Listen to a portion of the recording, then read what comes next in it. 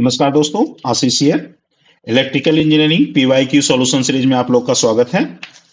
आज हम यूपीपीएससी में पॉलिटेक्निक लेक्चरर एग्जाम के लिए जो पिछले ईयर क्वेश्चन पूछे गए हैं उसका सॉल्यूशन देखने वाले हैं। और ये जो एग्जाम हुआ था नवंबर 2021 में हुआ था, और अभी जो अपकमिंग में वैकेंसी है ये पॉलिटेक्निक कॉलेज लेक्चर का नाम 2026। तो इसके लिए आपको हेल्पफुल हो जाएगा प्रीवियस ईयर सॉल्यूशन का। तो ये इलेक्ट्रिकल इंजीनियरिंग पेपर 1 है। इसमें टोटल 125 क्वेश्चन पूछे जाते हैं, ठीक है। उसमें से 25 क्वेश्चन जो है हिंदी रहेंगे और बाकी 100 क्वेश्चन जो है इलेक्ट्रिकल इंजीनियरिंग से रिलेटेड है, ठीक है। तो देखते हैं पेपर 1 में क्या क्या क्वेश्चन पूछे गए हैं और इसका सॉल्यूशन हम लोग फाइंड आउट करते हैं। चलिए देखते हैं। ये देखिए, एक से क्वेश्चन नंबर 1 to 25 जो है हमारा हिंदी है, ठीक है। तो 26 नंबर क्वेश्चन से देखते हैं। ठीक है, तो 26 नंबर क्वेश्चन है हमारा। First, two identical RC coupled amplifier, each having a lower cutoff frequency FC are cascaded with a negligible loading. The lower cutoff frequency of the overall amplifier. ये क्या है कि एक RC coupled amplifier है, ठीक है। RC coupled एम्पलीफायर है, ठीक है। वो कैस्केडिंग है, तो कैस्केडिंग के केस में लोअर फ्रीक्वेंसी और अपर फ्रीक्वेंसी क्या होता है, इसका फॉर्मूला है एफ एल जो है हमारा लोअर फ्रीक्वेंसी टोटल क्या हो जाएगा, तो F L divided by under root 2^1 जो इन नंबर ऑफ कैस्केडिंग के लिए यूज होता है। तो यहाँ दो दो के लिए यूज किया गया है, तो एन इक्वल टू 2 पुट कर देंगे इसमें।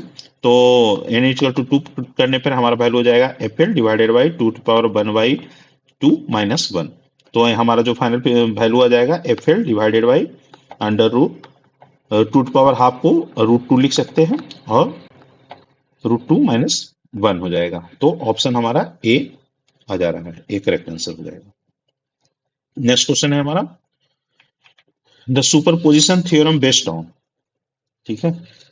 तो only linear principle, only homogeneity principle, both linearity and homogeneity principle. तो सुपरपोजिशन थ्योरम जो है हमारा, सुपरपोजिशन थ्योरम के लिए लीनियर होना चाहिए, लीनियरिटी को वैलिडेट करना चाहिए, बायलेटरल भी होना चाहिए, ठीक है, बायलेटरल होना चाहिए। और लीनियर के लिए हमारा जो है होमोजीनियस कंडीशन इनबिल्ट होता है, होमोजीनियस। तो अगर लीनियर के लिए होमोजेनिटी हमारा ये होना ही चाहिए। तो सुपरपोजिशन जो है, सुपरपोजिशन थ्योरम हमारा दोनों होगा, linearity and homogeneity, both linearity and homogeneity principle, option C हो जाएगा आंसर। नेक्स्ट क्वेश्चन देखते हैं। Which of the following statement is correct? The flow of current in electric circuit involves discontinuous expenditure of energy. नहीं, discontinuous नहीं, continuous होता है, continuous expenditure होता है। The flow of current in an electric circuit require energy for creating current but not to maintain it. Electric current की बात कर रहा है ना, हाँ, इलेक्ट्रिक करंट के लिए मेंटेन करने की जरूरत पड़ती है, नॉट टू मेंटेन है, यहाँ पे गलत हो गया है। In the magnetic circuit, energy is needed continuously to maintain the flux. Magnetic circuit जो है अगर लॉसलेस है तो हमारा जरूरत नहीं होता है, नीडेड नॉट नीडेड होता है। अगर लॉसलेस है, लॉसेस है तब उसके लिए हमारा जरूरत पड़ता है। तो ये ऑप्शन हमारा गलत हो जाएगा। In the magnetic circuit energy needed for creating flux initially but not to maintain it, ये करेक्ट है हमारा स्टेटमेंट, ऑप्शन डी हमारा सही हो जाएगा। नेक्स्ट क्वेश्चन है the value of current I and voltage V in the following circuit are respectively. एक हमारा सर्किट दिया हुआ है, ठीक है। तो इसमें पूछ क्या रहा है, करंट आई का वैल्यू पूछ रहा है और V2 का वैल्यू पूछ रहा है, ठीक है। तो सिंपल सर्किट है, तो इसमें हम केवीएल लगा देंगे। केवीएल लगाते हैं तो ये 6 volt, 6 - 6 into I plus 8 into I minus 8i, ये हो जाएगा 8i इक्वल टू 0। यहाँ से जो i का वैल्यू हमारा आ जाएगा 1 एम्पियर आ जाएगा, ठीक है। तो ऑप्शन सी में ही 1 एम्पियर है। अब हमारा क्या है, वोल्टेज निकालना है। तो वोल्टेज का वैल्यू हमारा जो आएगा V2 equal to 8i, 8 into आई, तो 8 इंटू 1 8 वोल्ट हो जाएगा। तो सिंपल क्वेश्चन है 8 volt 1 ampere, option C. Next question है The measuring system consists of a sensor, an amplifier, and an oscilloscope. Okay, sensor है, amplifier and oscilloscope. The sensitivity of each equipment is as follows. Sensitivity of sensor का ये दिया हुआ है, amplifier का भी दिया हुआ है, and sensitivity of oscilloscope भी दिया हुआ है. तो sensitivity of complete setup bill भी क्या होगा? तो सेंसिटिव कैस्केडिंग के केस में जब हमारा 2, 3 या 4 जो भी होता है कैस्केडिंग के केस में, ठीक है, तो सेंसिटिविटी और टोटल जो हमारा हो जाता है sensitivity of 1 into sensitivity of 2 into sensitivity of 3. तो फर्स्ट में हमारा क्या है, सेंसिटिविटी ऑफ सेंसर, ठीक है, तो फर्स्ट में सेंसिटिविटी ऑफ सेंसर हो जाएगा इंटू सेंसिटिविटी ऑफ एम्पलीफायर हो जाएगा and to sensitivity of oscilloscope हो जाएगा, ठीक है. तो सेंसिटिविटी ऑफ सेंसर का कितना दिया हुआ है, 0.4 दिया हुआ है, इंटू एम्पलीफायर का 5 है दिया हुआ, ठीक है, और ओसिलोस्कोप का कितना दिया हुआ है, 10 दिया हुआ है. तो ए वैल्यू हमारा निकल के आ जाएगा 20, ठीक है. तो ऑप्शन हमारा सी ऑप्शन करेक्ट हो जाएगा, सी. चलिए नेक्स्ट क्वेश्चन देखते हैं. 2 point charge Q1 and Q2 are replaced at coordinate placed at coordinate अच्छा 1 1 0 and -1 -1 0 respectively. The total electric flux passing through plane Z is equal to 20 will be. तो ये हमारा एक कोऑर्डिनेट सिस्टम है, ठीक है, एक्स हो जाएगा, वाई हो जाएगा और ये हमारा जेड प्लेन हो जाता है, ठीक है. तो कहाँ पे प्लेस किया है, 1 1 0 -1 1 0. तो निगेटिव एक्सिस को भी एक्सटेंड अगर हम करते हैं तो इस प्लेन पे हम देखते हैं 1 1 0 बाई कोऑर्डिनेट 0. तो यहाँ पे है कि हमारा Q1 और यहाँ पे कहीं हो जाएगा हमारा Q2, -1 1 पे है तो ये हमारा पे Q2 है. ये जो है सेम प्लेन में है हमारा, ठीक है, ये जो है हमारा सेम प्लेन में है. तो हमें पूछ रहा है कि Z इक्वल टू अपर और Z को अगर नीचे के एक्सटेंड करते हैं, ठीक है, तो Z इक्वल टू 20. तो Z इक्वल टू अगर हमारा 20 है तो फ्लक्स जो होता है अकॉर्डिंग टू, इसमें गॉस लॉ लगा देंगे, अगर गॉस लॉ के अनुसार अकॉर्डिंग टू गॉस लॉ, ठीक है, चार्ज जो है फ्लो इक्वली होता है, इक्वली है, मतलब ये जो चार्ज या इसको इस चार्ज की वजह से जो फ्लक्स करते हैं, ठीक है, तो फ्लक्स जो है इक्वली फ्लो करेगा. तो ये चार्ज जो है अपर की ओर भी जाएगा और लोअर की ओर भी जाएगा. तो जो टोटल चार्ज पहले हम लोग कैलकुलेट कर सकते हैं या टोटल फ्लक्स भी इसको कर सकते हैं. टोटल फ्लक्स जो हमारा हो जाएगा Q1 plus Q2. Q1 plus Q2 हमारा कितना हो जाएगा, 30 माइक्रोकूलम, ठीक है. अब क्या है कि ये इन्फिनाइट है, ये जेट का जो है प्लेन जो है हमारा इन्फिनाइट प्लेन है, अप टू इन्फिनाइट तक है. तो जितना ये चार्ज हमारा डिस्ट्रीब्यूट होगा इधर की ओर, मतलब प्लस जेड की ओर, उतना माइनस की ओर भी हो जाएगा फ्लक्स डिस्ट्रीब्यूट, ठीक है. तो जेड 20 पे जो होगा, जो टोटल का हाफ हो जाएगा.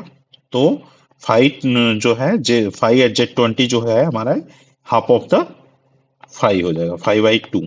तो 30/2 इक्वल टू 15 माइक्रोकूलम, ठीक है. ऑप्शन हमारा सी हो जाएगा, 15 माइक्रोकूलम. नेक्स्ट क्वेश्चन देखते हैं. A current of -8 + 6 √2 sin omega t + 30 is passed through a 3 ammeter. They are center 0 PMMC meter, a true RMS meter and a moving iron meter. ठीक है, 3 metre है. The respective reading will be. तो 3 metre के through ये current pass करते हैं. ये current में क्या है, डीसी कंपोनेंट भी है और साइनसॉइडल कंपोनेंट है. डीसी हो जाएगा, ये साइनसॉइडल हो जाएगा, ठीक है. तो पीएमएमसी जो है हमारा रीड करता है, पीएमसी ओनली डीसी रीड करता है, ठीक है. तो सिर्फ डीसी का वैल्यू हमारा कितना है, -8 एम, ठीक है, -8 एम हो जाएगा. और ये जो है ट्रू आरएमएस और मूविंग आयरन, तो ट्रू आरएमएस और मूविंग आयरन जो है हमारा आरएमएस वैल्यू रीड करता है. तो आरएमएस वैल्यू इसका हम निकाल लेंगे. तो आरएमएस वैल्यू हमारा क्या हो जाएगा, आई डीसी का whole square into I M divided by √2, sorry into नहीं, plus I M divided by √2 का होल स्क्वायर. इससे आरएमएस वैल्यू निकाल दें तो आई डीसी का स्क्वायर क्या है, 8 स्क्वायर प्लस आई एम जो है 6√2 है, तो 6√2 डिवाइडेड बाई √2 का होल स्क्वायर. तो ये जो वैल्यू हमारा आ जाएगा 88 64 एंड 36 100, मतलब 10 एम्प्स आ जाएगा, ठीक है. तो ये 10, तो ये दोनों ट्रू आरएमएस और मूविंग आयरन मीटर जो है दोनों के लिए 10 एम्स रीड करेगा। ऑप्शन हमारा करेक्ट आंसर हो जाएगा। नेक्स्ट क्वेश्चन देखते हैं। A moving coil instrument of resistance 4 ohm give a full scale deflection of 20 milliampere. It is desired to convert this instrument into voltmeter to read voltage up to 30 volt. ठीक है, up to 30 volt. The value of series resistance, तो एक moving coil instrument है, resistance 4 ohm, give a full scale deflection. ठीक है,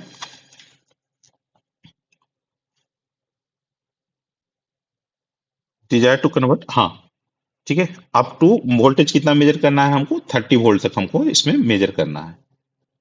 ठीक है, तो सिंपल है, ये जो मूविंग कॉइल इंस्ट्रूमेंट जो है आर वोल्ट मीटर हो जाएगा, ये जो है हमारा रीडिंग करने के लिए हो जाता है, और आर सीरीज है, ये वोल्ट मीटर के लिए हम लोग यूज करते हैं। तो आर भी हो जाएगा और आर सीरीज हो जाएगा इसमें। ठीक है, वोल्ट मीटर और सीरीज हो जाएगा। और ये हमारा जो है टोटल जो वोल्टेज कितना मेजर कर रहा है, टोटल वोल्टेज जो है 30 वोल्ट रीड करना है।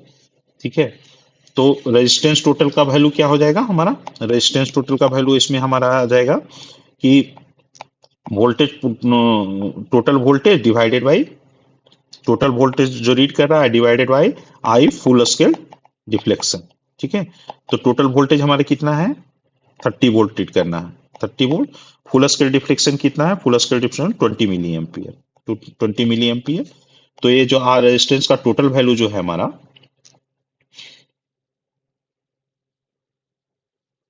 20 मिली एम्पियर है, हाँ, तो ये हो जाएगा 1500 ओम हो जाएगा। ठीक है, मिली में है तो इसको 10⁻³ से मल्टीप्लाई करेंगे, 1500 ओम आ जाएगा। तो रेजिस्टेंस टोटल जो है आर वोल्ट मीटर का भी है और आर सीरीज का है, रेजिस्टेंस टोटल जो है आर भी प्लस आर सीरीज का है वैल्यू है। ठीक है, तो हमें पूछ क्या है, the value of series resistance, series resistance हमारा पूछ रहा है, तो 1500 equal to R voltmeter का जो है 4 ओम है प्लस आर सीरीज, तो इससे निकाल देंगे आर सीरीज का हमारा जो वैल्यू आ जाएगा ये 1496 आ जाएगा, 1496 वैल्यू आ जाएगा, 4 माइनस हो जाएगा, 1496 आ जाएगा, ऑप्शन सी हो जाएगा। नेक्स्ट क्वेश्चन देखते हैं। Two parallel conductor carry the same current in the same direction, what kind of mutual force they experience. ठीक है, दो पैरेलल कंडक्टर है, ठीक है, इसमें करंट का डायरेक्शन सेम है। ठीक है, तो करंट का डायरेक्शन सेम होने की वजह से इस पर जो फोर्स हम लोग कैलकुलेट करेंगे, तो फोर्स जो हमारा आ जाएगा, डायरेक्शन जो डायरेक्ट फोर्स का जो डायरेक्शन हो जाएगा दोनों का जो है अट्रैक्टिव हो जाएगा, इस पर फोर्स इधर लगेगा, इस पर इधर लगेगा, तो दोनों का फोर्स जो है अट्रैक्शन वाला हो जाएगा। The sphere of radius 0.1 meter has a charge of 0.4 micron. Which of the following value is potential inside the sphere is valid? एक स्फीयर है उसका, तो पोटेंशियल कौन सा वैलिड होगा हमारा, ये पूछ रहा है। ठीक है, तो रेडियस दिया हुआ है, चार्ज दिया हुआ है, विच of the following value potential inside the, तो V इक्वल टू हमारा फॉर्मूला क्या हो जाता है, KQ/R। ठीक है, और K का वैल्यू हो जाएगा हमारा, K का वैल्यू 9 × 10 कांस्टेंट होता है, 9 × 10⁻⁹ इंटू V का वैल्यू, Q का वैल्यू कितना हो जाएगा 0.04 माइक्रोकूलम डिवाइडेड बाय डिस्टेंस कितना दिया हुआ 0.1 मीटर। ठीक है, तो इसको कैलकुलेट करेंगे तो हमारा 3600 वोल्ट आ जाएगा। ठीक है, तो ये 3600 वोल्ट, ऑप्शन बी करेक्ट हो जाएगा। नेक्स्ट क्वेश्चन देखते हैं। एक करंट ट्रांसफार्मर है 2 turns in primary and 100 turns in secondary winding. ठीक है, the secondary draw current of 6 ampere magnetising ampere turn is 60 ampere, 6 ampere magnetising ampere turn is 60 ampere. Okay, 60 ampere draw कर रहा है, what is the actual transformation ratio. एक जो है हमारा the secondary draw 6 ampere है। ठीक है, सेकेंडरी जो है हमारा 6 एम्पियर है, तो एक जो है हमारा एक ट्रांसफार्मर है, इसको ऐसे बना सकते हैं, देखिए, तो प्राइमरी जो है हमारा 2 नंबर ऑफ टर्न्स है, ठीक है, और सेकेंडरी में हमारा 6 है। ठीक है, ये N1 हो जाएगा, एक N2 हो जाएगा। ठीक है, तो अगर इससे जो है सेकेंडरी से जो है हमारा 6 एम्पियर करंट फ्लो कर रहा है, ठीक है। तो प्राइमरी में क्या हो जाएगा, आई प्राइमरी हमारा वैल्यू क्या हो जाएगा, तो I secondary into N2 upon N1, N2 upon N1। I secondary का वैल्यू हमारा 6 है, इंटू 100 डिवाइडेड बाई 2, तो ये वैल्यू जो हमारा आएगा आ जाएगा 300 एम्प्स आ जाएगा, ठीक है। तो और मैग्नेटाइजिंग करंट कितना है हमारा, 60 एम्पियर है। आई मैग्नेटाइजिंग इक्वल टू, इधर कर देता हूं, आई मैग्नेटाइजिंग जो है हमारा 60 एम्पियर है, ठीक है। तो सेकेंडरी के लिए आई मैग्नेटाइजिंग जो है सेकेंडरी के लिए है, तो आई मैग्नेटाइजिंग प्राइमरी जो हो जाएगा ampere turn, magnetising ampere turn divided by N1, ठीक है। तो ये हमारा 60 डिवाइडेड बाई 2, ये जो हो जाएगा 30 एम्पियर से आ जाएगा, ये मैग्नेटाइजिंग का आ जाएगा, ठीक है। तो एक्चुअल करंट जो है हमारा, करंट का वैल्यू क्या होता है, एक्चुअल करंट जब हम निकालेंगे एक्चुअल करंट, तो आई जो हो जाता है आई प्राइमरी का होल स्क्वायर प्लस आई मैग्नेटाइजिंग का होल स्क्वायर।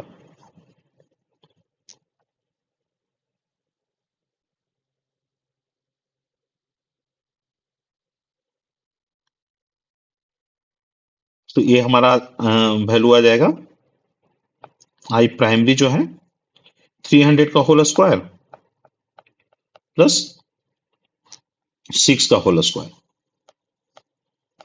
टोटल करंट का वैल्यू हमारा इससे निकल जाएगा 301 एम्पियर, ठीक है। तो अब जो है हमारा रेशियो पूछ रहा है, रेशियो जो है हम निकालने के लिए क्या करेंगे, एक्चुअल रेशियो जो आई प्राइमरी और आई सेकेंडरी, ठीक है। ये टोटल जो करंट है मैग्नेटाइजिंग को इन्वर्ट करके 301 है, ठीक है। तो 301 डिवाइडेड बाई आई सेकेंडरी का वैल्यू हमारा कितना है, आई सेकेंडरी अभी निकाले थे ना, हाँ दिया हुआ तो है 6 एम्पियर, 6, तो ये जो वैल्यू आ जाएगा 50.25, तो ये जो एक्चुअल रेशियो ट्रांसफॉर्मेशन रेशियो हो जाएगा 50.25। और इसको अगर शॉर्टकट से कर सकते हैं तो देखिए, इसको एक तरह से और भी सोल्व करते हैं, 2 turns in primary and 100 turn in secondary binding. तो नॉर्मली तो जो दिख रहा है प्राइमरी और सेकेंडरी का टर्न्स रेशियो जो है 2/100 है, ठीक है। तो पूछ रहा है कि मैग्नेटाइजिंग करंट की वजह से, तो मैग्नेटाइजिंग करंट का वैल्यू जो है हमारा बहुत लो होता है, तो कहीं कहीं भी जो अगर N2 अपॉन N1 करते हैं तो 100 अपॉन 2 हो जाता है, ठीक है, इसका 250 है। तो कहीं ना कहीं मैग्नेटाइजिंग करंट की वजह से जो एम्पियर टर्न आएगा वो जो है नियर टू 50 रहेगा, मैग्नेटाइजिंग करंट का वैल्यू बहुत कम होता है, तो आप डायरेक्टली भी इसको 50 आप चूज कर सकते थे, बट इस सॉल्यूशन में थोड़ा लेंदी जाता है, तो कहीं ना कहीं नियर टू 50 होगा, तो 50 के पास वाला ऑप्शन को आप चूज कर सकते हैं, ठीक है। ऑप्शन बी हमारा हो जाता है। और नेक्स्ट क्वेश्चन देखते हैं, in which bias condition Zener diode use as voltage regulator, ठीक है। तो ये पूछ रहा है कि किस व्यास में, तो रिवर्स व्यास में हमारा यूज करते हैं वोल्टेज रेगुलेटर, जो जीनर डायोड जो होता है रिवर्स व्यास में यूज होता है। नेक्स्ट क्वेश्चन देखते हैं, a DC cumulatively compound motor delivers rated load torque at rated speed, okay, if the series field is short circuited the armature current and speed will be, तो ये armature current जो है दोनों increase कर जाएगा, कैसे कर जाएगा, चूंकि टॉर्क जो होता है, टॉर्क जो है 5 × I है, ठीक है। तो अगर जो है इसका सीरीज फील्ड जो है शॉर्ट सर्किट हो गया है, ठीक है। तो सीरीज फील्ड शॉर्ट सर्किट होने की वजह से करंट सीरीज जो हो जाएगा हमारा जीरो हो जाएगा, ठीक है। अब इसकी वजह से जीरो हो जाएगा, तो फ्लक्स को मेंटेन के लिए ज्यादा करंट को ड्रा करेगा, ठीक है। तो IA का वैल्यू जो है हमारा बढ़ जाएगा, ठीक है। करंट का वैल्यू फ्लक्स को मेंटेन करने के लिए ये ज्यादा करंट ड्रा करेगा, ज्यादा करंट ड्रा करने की वजह से ये क्या हो जाएगा, करंट का वैल्यू ये बढ़ जाएगा, तो आर्मेचर करंट का तो बढ़ जाएगा, ठीक है। अब स्पीड का क्या होता है, EB equal to back EMF equal to N × 5, ठीक है। अब फ्लक्स का वैल्यू इसको आप ऐसे भी कर सकते हैं, N equal to EB upon 5 back EMF पर। अब फ्लक्स का वैल्यू अगर रिड्यूस होगा तो स्पीड भी का वैल्यू जो है हमारा इंक्रीज हो जाएगा, तो यहाँ से जो है स्पीड, तो then armature current and speed both will be increase हो जाएगा। चलिए नेक्स्ट क्वेश्चन देखते हैं। A series resonance circuit has L equal to 1 milli henry and C equal to 10 farad. The required R for bandwidth is equal to 15.9 hertz. तो हमें resistance का value पूछ रहा है, ठीक है। तो बैंडविड्थ जो है हमारा, बैंडविड्थ जो है ओमेगा होता है, omega equal to R upon L होता है, ठीक है। तो फ्रीक्वेंसी का वैल्यू इसमें omega equal to 2 pi F हो जाएगा, 2 pi F equal to R by L, ठीक है। तो F का value R upon 2 pi L ये हो जाएगा। अब हमारा क्या दिया हुआ है इसमें, R का वैल्यू पूछ रहा है, ठीक है। तो R का वैल्यू डायरेक्ट लिख सकते हैं ना, 2 pi F L, 2 pi F L. तो 2 पाई इंटू फ्रीक्वेंसी का वैल्यू कितना है 15.9 हर्ट्ज, इंटू एल का वैल्यू क्या है 1, 1 इंटू 10⁻³ ये जो वैल्यू कैलकुलेट करके हम 0.1 ओम आ जा रहा है। तो ऑप्शन ए हमारा करेक्ट हो जाएगा, 0.1 ओम। नेक्स्ट क्वेश्चन देखते हैं। The ampere second could be the unit of, ठीक है। तो सिंपली यहां से पता क्यू जो है, क्यू का वैल्यू जो होता है आई इंटू टी होता है, ठीक है। तो आई को एम्पियर्स करते हैं, टाइम को सेकंड से डिनोट करते हैं। तो ये चार्ज का जो है यूनिट होता है। Next question. Two long parallel wire A and B 12 centimetre apart carry current of 750 and 500 M respectively in the opposite direction, ठीक है। The flux density at the midpoint of the perpendicular line between the wire will be, ठीक है। दो दो wire हैं opposite direction में, 500 ampere, ठीक है। अब हमें पूछ रहा है क्या, at the mid point of the perpendicular line between the, mid point पे हमारा क्या होगा। तो इसको कंसीडर कर सकते हैं कि इन्फिनाइट वायर है, ठीक है। इन्फिनाइट वायर के मिड पॉइंट पे हमारा जो फ्लक्स होता है, तो I1 हो जाएगा, ये I2। तो I1 और I2 के लिए हमारा जो फ्लक्स हो जाएगा, दोनों के लिए मिड पॉइंट पे ही है, ये इसको भी इन्फिनाइट वायर कंसीडर कर लेंगे हम लोग, ठीक है। तो इन्फिनाइट वायर कंसीडर करने पे फ्लक्स टोटल का वैल्यू क्या हो जाएगा, mu naught into I upon 2 pi R, ठीक है, plus mu naught into I1 हो जाएगा mu naught into I2 upon 2 pi R. ये जो है हमारा फॉर्मूला होता है। अब इसमें बी का वैल्यू टोटल, अब इसमें I1 और I2 का वैल्यू हम लोग पुट कर देंगे। तो mu naught upon 2 pi R, distance same ही होगा, इंटू I1 प्लस I2, ठीक है। I1 यहाँ पे आ जाता है कि 4 pi into 10⁻⁷ divide by 2 pi R into I1 plus I2, 750 plus 500, ठीक है। तो ये यहाँ पे जो हमारा वैल्यू आ जाएगा 4 पाई इंटू 10⁻2 पाई, तो ये हमारा 2 हो जाएगा, ठीक है। और ये जो इसको जब कैलकुलेट करके निकालेंगे तो 4.167 इंटू 10⁻³ वैल्यू आ जाएगा, ठीक है। टेस्ला 4.167 इंटू 10⁻³ ऑप्शन बी हो जाएगा। नेक्स्ट क्वेश्चन है, for depletion type MOSFET ID is equal to 4.5 milliampere at VGS is equal to -2 volt. What is the value of IDSS if VP is equal to 0.5 V? तो simple है, इसमें जो है IDSS का formula लगा देंगे, current जो है, तो करंट का वैल्यू का फॉर्मूला लगाना, ID is equal to IDSS into 1 minus VGS upon VP का होल स्क्वायर हो जाता है, ठीक है। इसको इधर सोल्व करते हैं, स्पेस थोड़ा कम मिल रहा है, ठीक है। तो VGS अपॉन VP। अब IDSS का वैल्यू हमारा what is the value of ID का वैल्यू दिया हुआ है 4.5 equal to IDSS into 1 minus VGS का वैल्यू क्या है -2 volt upon divided by VP -5 volt का होल स्क्वायर। तो IDSS का वैल्यू इसे कैलकुलेट करके हमारा आ जाएगा 12.5 एम्पियर। ऑप्शन बी हमारा करेक्ट हो जाएगा। नेक्स्ट क्वेश्चन देखते हैं। The percentage limiting error in the case of an instrument reading of 10 ampere with 0 to 200 ampere ammeter having a guarantee accuracy of 1% of full scale reading is. थोड़ा सा इसको मैं मिटा देता हूं, आपको क्लियर पता चलेगा, ठीक है। इसको मैं अभी मिटा देता हूं।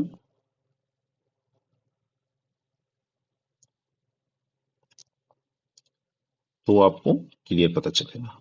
ठीक है,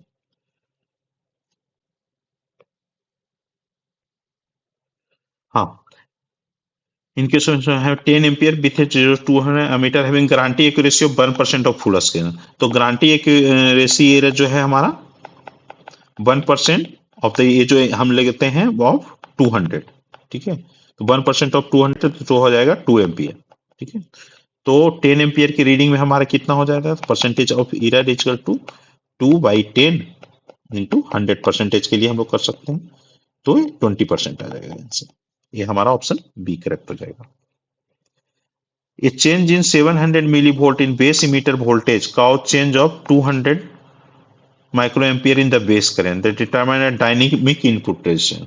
तो सिंपल है, dynamic input delta R I जो हमारा क्या हो जाता है, delta V B divide by delta A B. ठीक है, तो डेल्टा वी ई, हाँ ठीक है, तो डेल्टा वी का हमारा वैल्यू क्या कितना हो जा रहा है, चेंज इन वोल्टेज कितना आ रहा है 700 milli volt, 700 into 10⁻³ divided by current का वैल्यू कितना आ जाएगा 200 इंटू 10⁻⁶। ठीक है, तो ये जो हमारा वैल्यू निकल के आ जाएगा 3.5 किलो। ऑप्शन हमारा डी हो जाएगा। नेक्स्ट क्वेश्चन देखते हैं। The Q meter based on the principle, theory का है, सीरीज रेजोनेंस पे हमारा वर्क करता है। नेक्स्ट क्वेश्चन है, if temperature increases then conductivity of the semiconductor is. ठीक है, तो कंडक्टिविटी जो है सिग्मा जो होता है, कंडक्टिविटी जो हमारा कंडक्टिविटी जो होता है इंक्रीज करता है। ठीक है, the point form of amperes lies given by, तो ये थ्योरी का पार्ट ही है। ठीक है, तो पॉइंट फॉर्म में जो हम लोग लिखते हैं इसको, curl of H equal to delta cross H equal to G, ये पॉइंट फॉर्म में हम लिख लेते हैं। नेक्स्ट क्वेश्चन, तो open circuit test in 100 kilo ampere 200 इतना वोल्ट 50 है single phase transformer gives 200 volt 90 ampere kilowatt on low voltage side, the magnetising component of the current approximately are respectively. तो एक ओपन सर्किट टेस्ट दिया हुआ है हमारा value. ठीक है, अब हमारा क्या पूछ रहा है कि magnetising component of the current पूछ रहा है। ठीक है, तो आई नॉट का वैल्यू जो है हमारा दिया हुआ है 90 एम्पियर है। ठीक है, तो ओपन सर्किट टेस्ट का ओपन सर्किट टेस्ट से हमारा रिजल्ट आया हुआ है 5 किलोवाट, तो पीओसी जो होता है V इंटू आई डब्ल्यू, तो पी ओपन सर्किट टेस्ट में कितना आ रहा है 5 किलोवाट, 5 किलोवाट इक्वल टू इससे इक्वेट कर देंगे 200 वोल्ट इंटू आई डब्ल्यू। ठीक है, विंडेज का जो करंट, विंडेज लॉसेस की वजह से जो करंट आया है, तो इससे जो है आई डब्ल्यू का हमारा वैल्यू आ जाता है 25 एम्पियर। ठीक है, अब जो आई नॉट जो नो लोड करंट का जो हमारा वैल्यू होगा, आई मैग्नेटाइजिंग का whole square plus I W का होल स्क्वायर। ठीक है, ये लिखते हैं, तो इससे आई मैग्नेटाइजिंग करंट का वैल्यू हमारा क्या हो जाएगा, under root I naught square minus I W का विंडेज का होल स्क्वायर। तो आई नॉट का हमारा वैल्यू कितना है 90 एम्पियर हम लोगों ने ले रखा है, तो 90 का स्क्वायर माइनस 25 का स्क्वायर, तो ये हमारा वैल्यू हो जाएगा 86.5 एम्पियर। ये जो हमारा आ जाएगा option C 86.5 ampere and 25 ampere. Next question देखते हैं, the spherical charge density is given by. ठीक है, इतना, इसका जो है कोई सॉल्यूशन हमारा मैच नहीं कर रहा है। ठीक है, इसका क्वेश्चन एक बार देख लेंगे, ये बाद में देख लेंगे। ठीक है, नेक्स्ट क्वेश्चन देखते हैं, for dynamic characteristic of any instrument out of the following which quantities are desirable. ठीक है, तो ये पूछ रहा है कि dynamic characteristic of instrument out of following which quantity है। डायनेमिक कैरेक्टरिस्टिक के लिए हम लोग कौन सा कैरेक्टरिस्टिक जो है हम लोग डिफाइन करते हैं। ठीक है, तो ये जो हो जाए हमारा स्पीड ऑफ द रिस्पॉन्स भी हो जाता है डायनेमिक कैरेक्टरिस्टिक में हो जाता है, और लैग नहीं होता है, फिडिलिटी हो जाता है, तो ऑप्शन डी हमारा करेक्ट हो जाएगा। नेक्स्ट क्वेश्चन देखते हैं, the equivalent circuit of A Zener diode consist of. ठीक है, एक जो है जीनर डायोड जो हमारा होता है, जीनर डायोड में हम लोग पढ़ेंगे, तो जीनर डायोड का जो कंसीडर करते हैं small dynamic resistance in series with the DC battery, ये कंसीडर करते हैं। जीनर डायोड को जो है हम लोग battery diode and dynamic resistance ऐसे हम लोग इंडिकेट करते हैं। ये जो है हमारा जीनर डायोड हो जाता है। Consider the following bridge uses for measurement of inductance. ठीक है, तो ये जो है मैक्सवेल जो होता है वो मीडियम क्यू के लिए होता है। तो हमारा पूछा है bridge uses for measurement of inductance over a wide range. तो ये मिनिमम यूज के लिए होता है, इंडक्टेंस के लिए मेजरमेंट के लिए है जो हमारा होता है ये ऑन्स ब्रिज होता है एंड एंडरसन ब्रिज हो जाता है ऑप्शन। इसका भी सॉल्यूशन थोड़ा सा लंबा है, इसको यहाँ पे नहीं, नेक्स्ट आगे मैं बता देता हूँ इसका सॉल्यूशन। ठीक है, थोड़ा लंबा जा रहा है तो यहाँ पे जगह नहीं है, थोड़ा एक्सप्लेन करके मुझे बताना पड़ेगा, तो वीडियो लंबा हो जाएगा, इसलिए मैं उसको लास्ट में कवर कर लूंगा। Next question, A series circuit containing a circuit element has the following current and applied voltage। ठीक है, V and I, the element comprise a circuit is। ठीक है, अब V और करंट का वैल्यू और वोल्टेज का वैल्यू हमारा दे रखा है। ठीक है, तो दोनों को कंपेयर करने के लिए हमको ये कॉस में है तो या तो कॉस में कर देना होगा या तो साइन में कर देना होगा। तो हम लोग साइन में हमारा इजी होता है, V जो वोल्टेज जो है हमारा 200 साइन 2000t प्लस 50 डिग्री। ठीक है, ये है। और करंट का वैल्यू हमारा क्या है 4 cos 2000t प्लस 13.2 डिग्री। तो इसको हम ऐसे भी ले सकते हैं, इसको साइन के फॉर्म में लिखेंगे तो sine is equal to 2000 plus 90 degree plus 13.2 degree, ऐसे भी लिख सकते हैं। तो ये जो हमारा वैल्यू हो जाएगा 4 sine into 2000t plus 103.2 degree हो जाएगा। ये जो है हमारा टोटल जो फेज डिफरेंस जो आएगा 103 और 50, तो 5 का डिफरेंस हमें क्या पूछ रहा है सिर्फ ये, तो 50 डिग्री है और 103.2 डिग्री है। ठीक है, दोनों अब साइन में हमारा आ चुका है, साइन के वैल्यू में है। तो साइन के वैल्यू में है तो इससे देख रहा हूं कि ये लीड है, लीड कर रहा है, 50 डिग्री है 130, तो ये लीड पे है हमारा। लीड पे होने का मतलब हमारा कैपेसिटिव है, कैपेसिटिव है। ठीक है, तो ये जो हमारा वैल्यू हो जाएगा ये प्रैक्टिकल कैपेसिटर हो जाएगा। ठीक है, 54 का एक कैपेसिटर हो जाएगा। नेक्स्ट क्वेश्चन देखते हैं, विच of the following is not a sine wave oscillator.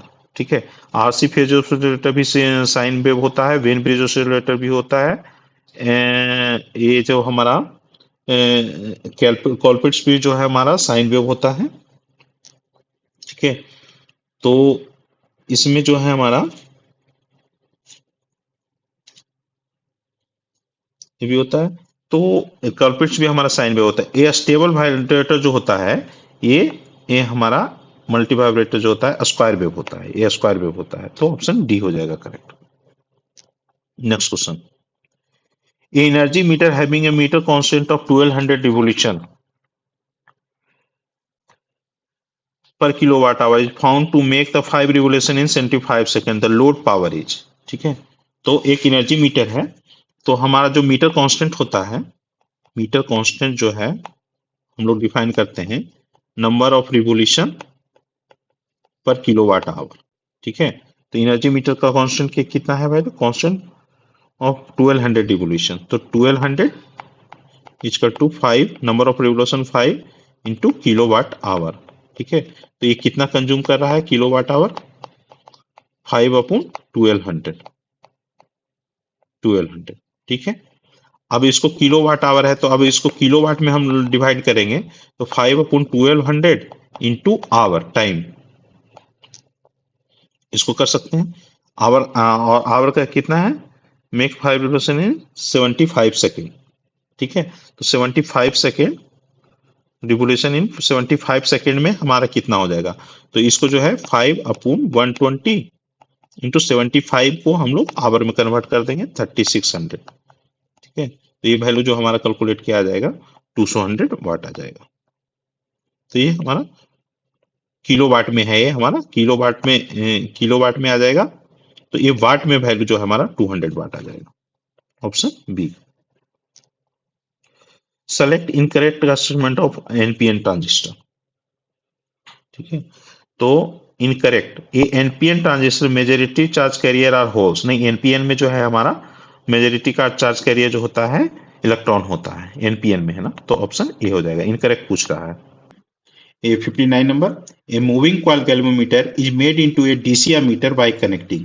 तो गैल्वेमीटर से जो हमारा जो है अमीटर में ट्रांसफर करने के लिए हम लोग क्या करते हैं कि shunt resistance, low value of shunt resistance, ठीक है, अक्रॉस द मीटर अप्लाई करते हैं, ठीक है, तो ये ऑप्शन हमारा बी हो जाएगा, ठीक है।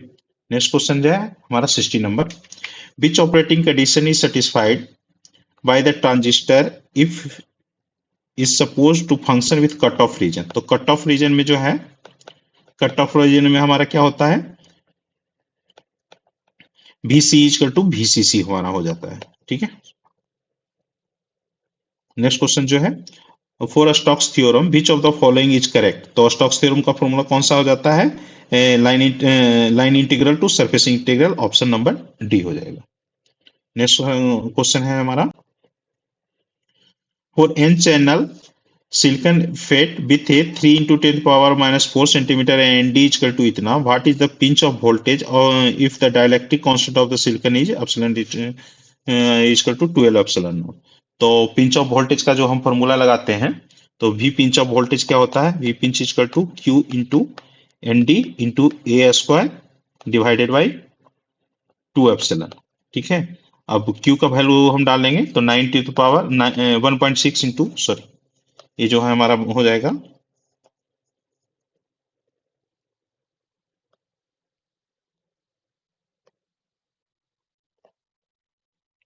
Q का value 1.6 into 10 to power minus 19 into N D का वैल्यू हमारा दिया हुआ है 10 to power 15, 10 to power 15 into A का वैल्यू दिया हुआ है 3 इंटू 10 टू पावर माइनस 4 का whole square divided by 2 into epsilon का वैल्यू जो है 12 एप्सिलॉन नॉट दिया हुआ है, 12 एप्सिलॉन नॉट। अब जो हम इसमें वैल्यू पुट करेंगे तो ये हमारा जो वैल्यू कैलकुलेट किया जाएगा 6.8 वोल्ट, ठीक है। तो 6.8 volt. D, what is the value of shunt resistance of an ammeter if the range is extended from 1 milliampere to 10 milliampere and meter has a resistance of 27 ohm, ठीक है। तो एक ammeter है, तो अमीटर के लिए हम लोग क्या करते हैं, multiplying factor equal to 1 plus R A upon R shunt, ठीक है। तो मल्टीप्लाइंग फैक्टर कितना हो जाएगा, 10 divided by 1 equal to 1 plus R A का वैल्यू दिया हुआ है, मीटर रेजिस्टेंस 27 है, 27 divided by R S H. तो आर एस एच का वैल्यू हमारा जो कैलकुलेट होके आ जाएगा 3 ओम आ जाएगा ये, तो ऑप्शन सी हमारा करेक्ट हो जाएगा। नेक्स्ट क्वेश्चन है जो हमारा, in a common base configuration the alpha of a transistor is 0.99, is collector current is 1 milli ampere and collector base current with emitter open is 1 micro ampere, the value of base current. Base current क्या हो जाएगा, तो ये हमारा सबसे पहले है क्या, कॉमन बेस कॉन्फ़िगरेशन है। कॉमन बेस कॉन्फ़िगरेशन में जो है हम आईसी का वैल्यू जो लिखते हैं, ये हमारा ट्रांजिस्टर है, ठीक है, कॉमन बेस कलेक्टर इमीटर, ठीक है। तो आईसी इक्वल टू जो हमारा वैल्यू हो जाता है, IC equal to alpha times of I plus ICBO, ठीक है। तो आईसी का वैल्यू हमारा दिया हुआ है 1 मिली एम्पियर, तो equal to 1 equal to 0.99 into I plus ICBO का वैल्यू दिया हुआ है हमारा 1 माइक्रो एम्पियर। 1 माइक्रो एम्पियर क्या 0.001 मिली एम्पियर हो जाएगा। तो आई का वैल्यू इससे निकल के हमारा आ जा रहा है 1.009 मिली एम्पियर, ठीक है। अब आई इक्वल टू हमारा हो जाता है emitter current equal to base current plus collector current, ठीक है। तो आई बी इक्वल टू हमारा क्या हो जाएगा, base current equal to I emitter minus I collector, तो ये 1.009 माइनस 1, 1.009 माइनस 1 मिली एम्पियर। ये कलेक्टर करंट, ये इमीटर करंट हम लोग निकाल चुके थे और कलेक्टर करंट हमारा दिया हुआ है, ठीक है। कलेक्टर करंट हमारा यहाँ दिया हुआ है, तो 1, तो ये जो वैल्यू आई हुई है जो है 0.009 मिली एम्पियर, ठीक है। इसको हम लिख सकते हैं 9 माइक्रो एम्पियर भी, ठीक है। तो ऑप्शन हमारा सी हो जाएगा। Next question, a shunt of 200 ohm resistance used with a galvanometer of 1000 ohm resistance. Determine the value of shunt resistance to give a multiplying power of 50. तो मल्टीप्लाइंग पावर का अभी ऊपर भी हम लोग बताए थे, मल्टीप्लाइंग पावर जो हो जाता है मीटर के केस में 1+RA/RSH।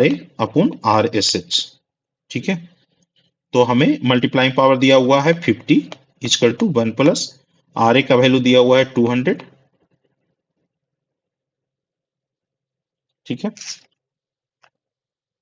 नहीं, RA का value with galvanometer of 100 ohm resistance. ठीक है,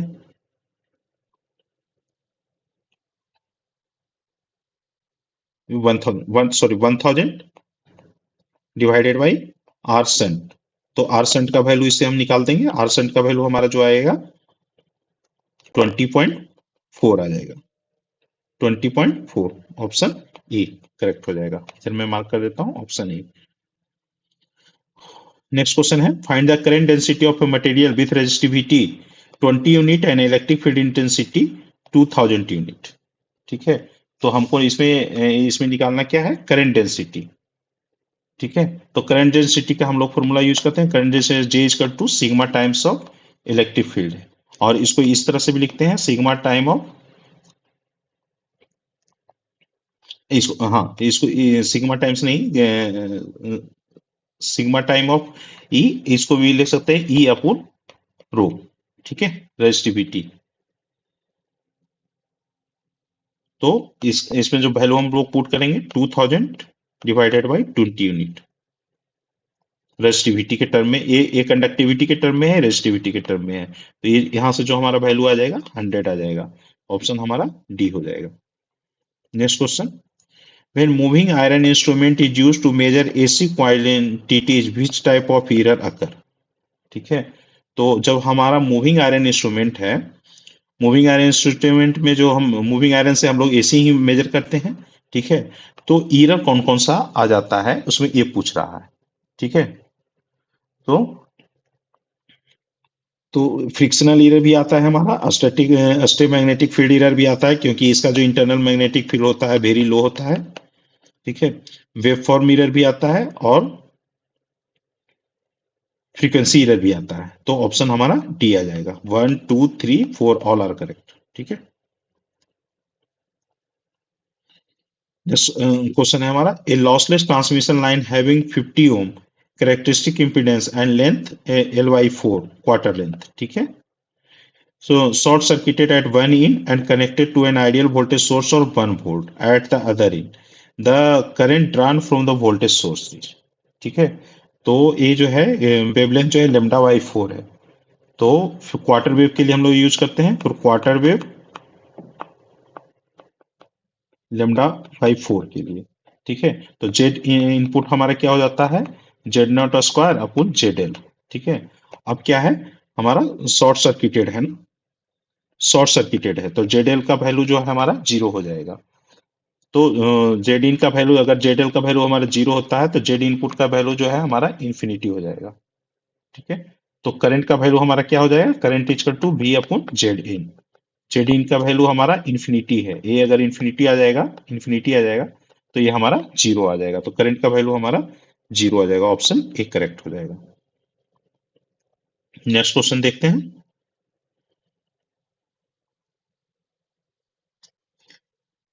for the following wave form match the correct option. ठीक है, वेव फॉर्म दिया हुआ है और इसका फॉर्म फैक्टर दिया हुआ है। ठीक है, तो फॉर्म फैक्टर जो है सबसे पहले हम साइनसॉइडल का देखेंगे, तो साइनसॉइडल का फॉर्म फैक्टर हमारा पाई अपॉन 2√2 हो जाएगा। ऑप्शन 1 का ये हो जाएगा ओ। ठीक है, और ये जो है हमारा ट्रेंगल का देखते हैं, तो ट्रेंगल का हमारा 2/√3 आ जाता है। इसका ट्रेंगल का 2/√3 होता है, ट्रेंगल का फॉर्म फैक्टर 2/√3 हो जाएगा। और स्क्वायर वेव का देखते हैं, तो स्क्वायर वेव का तो 1 ही रह जाता है, सेम होता है, तो स्क्वायर वेव का यूनिटी हो जाएगा। तो मैच करेंगे तो इस पे कौन सा ऑप्शन हमारा निकल के आ जा रहा है, सी ऑप्शन निकल के आ रहा है। 7 3 4 2 1 ये वाला हो जाएगा। ठीक है, नेक्स्ट क्वेश्चन देखते हैं, three resistance each of R ohm are connected in delta, the equivalent star will be comprise three resistance. तो हम लोग जो है डेल्टा से स्टार में अगर हम कन्वर्ट करते हैं तो आर का वैल्यू जो होता है R/3 ओम हो जाता है। ठीक है, ऑप्शन सी हो जाएगा। नेक्स्ट क्वेश्चन है हमारा, if coil has a resistance of 10 ohm and an inductance of 1 Henry, what will be the value of current 0.1 second after switching a 500 volt DC supply? तो एक कॉइल है, उसका resistance 10 ohm and inductance 1 Henry. ठीक है, एक coil है, इसका resistance जो है ये है, रेजिस्टेंस हमारा वैल्यू क्या है 10 ओम, और इंडक्टेंस क्या है हमारा 1 हेनरी है। ये हमारा डीसी सप्लाई हम लोग यहाँ दे रहे हैं 500 वोल्ट। ठीक है, तो t इक्वल टू 0.1 सेकेंड पे करंट का वैल्यू क्या हो जाएगा? तो रेजिस्टिव सर्किट के लिए हम लोग करंट का वैल्यू हम लोग क्या लिखते हैं, I at time t equal to हो जाता है v upon r into 1 minus E to power minus R T by L. ठीक है, तो इसमें हम लोग वैल्यू पुट कर देंगे करंट एट टाइम। तो वोल्टेज का वैल्यू 500 है, आर का वैल्यू 10 है। ठीक है, 1 minus E to power minus 10 into time का वैल्यू 0.1 सेकेंड दिया हुआ है, 0.1 डिवाइडेड बाई एल का वैल्यू 1 हेनरी है। इसको जब हम कैलकुलेट करेंगे तो फिर आ जाएगा हमारा 50 into 1 minus E to power minus 1। ठीक है, तो इसका जो वैल्यू हो जाएगा, ये ई टू पावर माइनस 1 का वैल्यू 0.368 होता है। ठीक है, तो 50 इंटू 1 माइनस 0.368, ये जो वैल्यू हमारा कैलकुलेट होकर आ जाएगा 31.6 एम्पियर। ठीक है, तो 31.6 होगा, ये वैल्यू जो है भी मान सकते हैं, ये जो है 31.6 एम्पियर आएगा। इसने शायद ऑप्शन में उसने गलत कर दिया है, जो वैल्यू आ रहा है 31.6 एम्पियर आ रहा है। या तो क्वेश्चन गलत है या तो फिर ऑप्शन में करेक्शन है इसका। ठीक है, नेक्स्ट क्वेश्चन देखते हैं, एवं pinch of voltage in junction field effect transformer the drain current is. ठीक है, तो पिंच ऑफ वोल्टेज के बाद ड्रेन करंट जो है हमारा कांस्टेंट हो जाता है पिंच ऑफ वोल्टेज के बाद। ठीक है, तो रिमेंस कांस्टेंट रहता है। नेक्स्ट क्वेश्चन देखते हैं,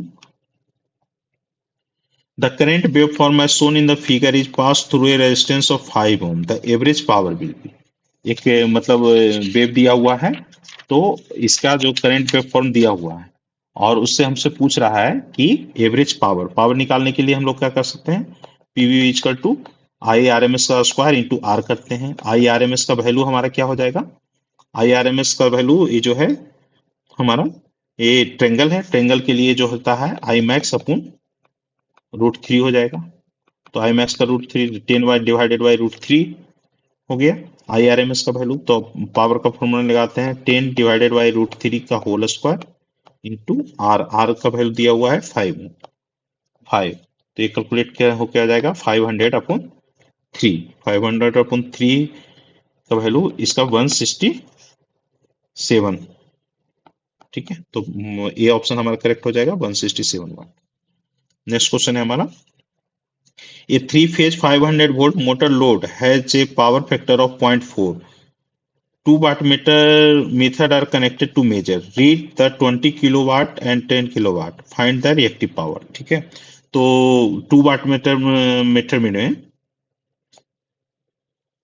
2 वाटमीटर मेथड में Q का वैल्यू जो हमारा रिएक्टिव पावर का वैल्यू हो जाता है √3 इंटू W1 माइनस W2। ठीक है, तो ये √3 इंटू 20 माइनस 10, तो ये हमारा वैल्यू जो आ जाएगा एक 1.73 इंटू 10, तो 17.3 kVA, ऑप्शन बी हो जाएगा। नेक्स्ट क्वेश्चन हम देखते हैं, ए 0 to 200 volt voltmeter has guarantee accuracy error of 1% of full scale reading. Okay, the voltage measured by this instrument is 50 volt, the limiting error। तो गारंटी एक्यूरेसी एरर हमारा क्या है 1% of the full reading है। तो 1% का full reading क्या है 0 to 200 है ना, तो 0 to 1% ऑफ 200 तो हमारा 2 वोल्ट हो जाएगा। तो परसेंटेज एरर जो हमारा कैलकुलेट हो जाएगा 2 वोल्ट का एरर हो रहा है, तो 2 डिवाइडेड बाई 50 इंटू परसेंटेज के लिए 100 से मल्टीप्लाई कर देंगे, तो हमारा आ जाएगा 4%। ये 50 to 4%। ऑप्शन जो है हमारा डी आ जाएगा। नेक्स्ट क्वेश्चन है,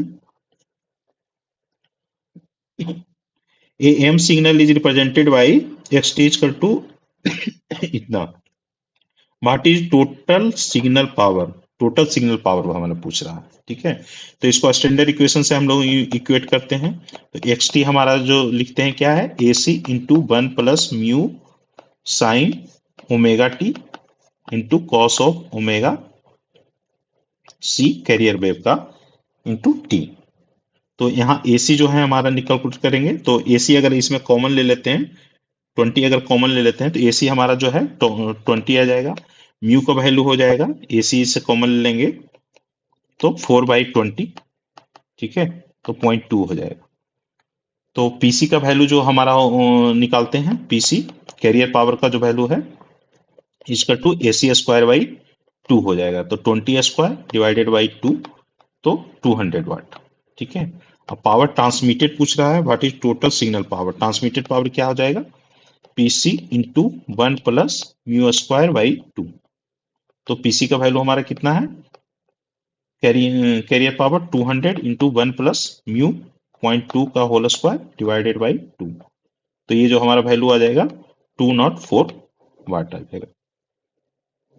ऑप्शन बी, ऑप्शन बी हमारा आंसर हो जाएगा। नेक्स्ट क्वेश्चन देखते हैं,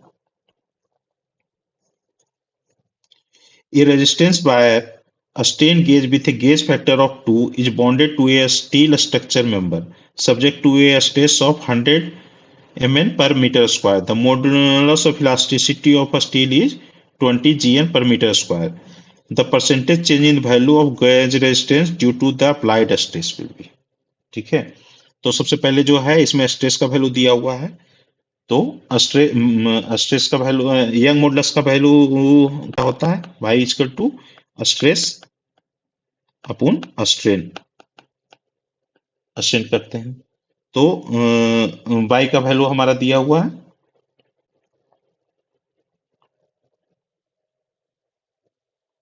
y का वैल्यू हमारे कितना दिया है, structure member subject to stress of इतना, the modulus of elasticity of Young modulus 200 equal to stress का वैल्यू भी हमारा दिया हुआ है 100 डिवाइड बाई स्ट्रेन।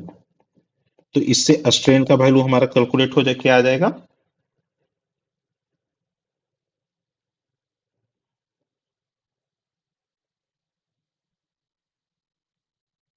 अच्छा ये जो है 100 मेगा न्यूटन है, 100 इंटू 10⁻6 हो जाएगा। ठीक है, और 200 गीगा है। ठीक है, तो ये जो हमारा गीगा, गीगा का वैल्यू हो जाएगा 10⁹। तो ये स्ट्रेन का वैल्यू हमारा निकल के आ जाएगा 0.5 इंटू 10⁻⁻3। ठीक है, 10⁻⁻3। अब जब हम स्ट्रेन का वैल्यू हमारे यहाँ कैलकुलेट हो गया, तो चेंज इन रेजिस्टेंस क्या हो जाएगा, change in resistance upon delta या गॉस फैक्टर इनटू स्ट्रेन होता है, स्ट्रेन। तो गॉस फैक्टर 2 हमारा दिया हुआ है, 2 इंटू 0.5 इंटू 10⁻⁻3। तो ये जो वैल्यू आ जाएगा 0.001। इसको हम लोग परसेंटेज में मल्टीप्लाई करेंगे तो परसेंटेज डेल्टा या अपॉन आर इक्वल टू, इसको 100 से मल्टीप्लाई करेंगे तो 0.1 आ जाएगा। ऑप्शन हमारा डी हो जाएगा। नेक्स्ट क्वेश्चन देखते हैं, the primary current in A city is independent of secondary current, dependent of secondary current, depends upon transformation, depends upon. देखिए प्राइमरी करंट जो होता है इंडिपेंडेंट ऑफ सेकेंडरी करंट हो जाता है हमारा। ठीक है, ऑप्शन ए करेक्ट हो जाएगा। ठीक है, आज इतना ही देखते हैं, नहीं तो फिर वीडियो बहुत लंबा हो जाएगा। तो अभी जो मैं 25 टू 78 तक मैं सॉल्यूशन करवा चुका हूँ। नेक्स्ट क्वेश्चन जो है नेक्स्ट वीडियो में हम लोग देखेंगे। ठीक है, आज के लिए थैंक यू, धन्यवाद।